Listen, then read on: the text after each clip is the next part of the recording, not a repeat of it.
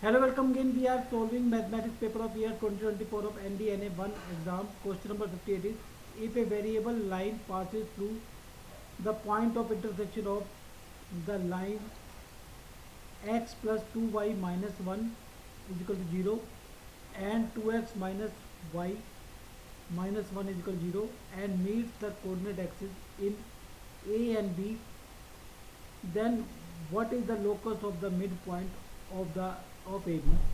Option A 3x plus y is equal to 10xy. Option B x plus 3y is equal to 10xy. Option C 3x plus y is equal to 10, and option D x plus 3y is equal to 10. So as line passes through or the line is point of intersection of these two lines, so the equation of that line will be here x plus 2y minus 1 plus lambda 2x minus y minus 1 within bracket is equal to 0, or we can write it as x bracket 1 plus 2 lambda plus y bracket 2 minus lambda and minus 1 minus lambda is equal to 0. So if we put x equal to 0 and y is equal to b, then b will be this and the coordinate will be at this. Okay. And if we put y is equal to 0, x is equal to a, then a will be this and coordinate will be this. So a and b are intersect.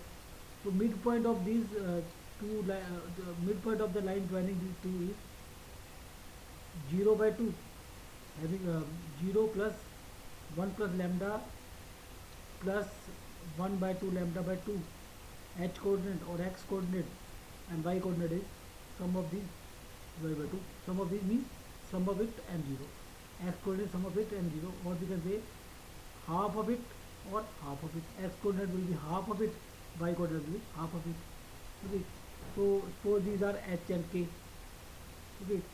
So if we take option B, that is x plus 2y, x plus 3y is equal to 10xy, and put the value of x as h, this value, and y as k, then on both sides, then it satisfies the equation. You can do it yourself.